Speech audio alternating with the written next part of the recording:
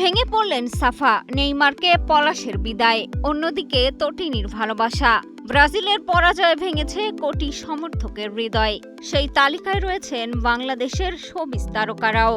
কেউ লুকিয়েছেন অশ্রু, কেউ বিদায় জানিয়েছেন প্রিয় খেলোয়াড়কে, কেউ আবার প্রকাশ করেছেন প্রিয় দলের প্রতি ভালোবাসা।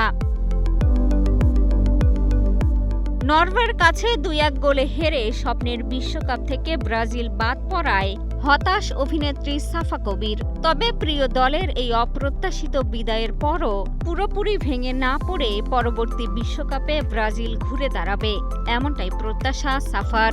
একমাত্র স্মার্ট সিটি বসুন্ধরা, আধুনিকতায় এক ধাপ এগিয়ে।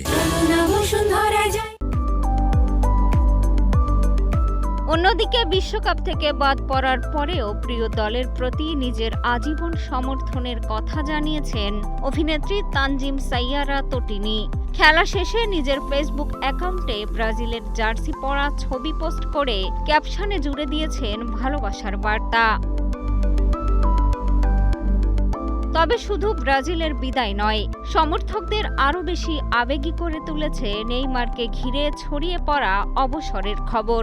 এমন অনাকাঙ্ক্ষিত মুহূর্তে নেইমারকে নিয়ে সোশ্যাল মিডিয়ায় আবেগঘন পোস্ট করেছেন জনপ্রিয় অভিনেতা জিয়াউল হক পলাশ।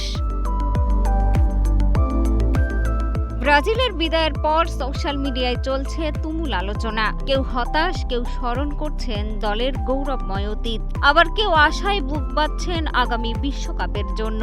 সমর্থকদের বিশ্বাস, নতুন স্বপ্ন, নতুন শক্তিতে আবারও ফিরবে সাম্বার জাদুকররা।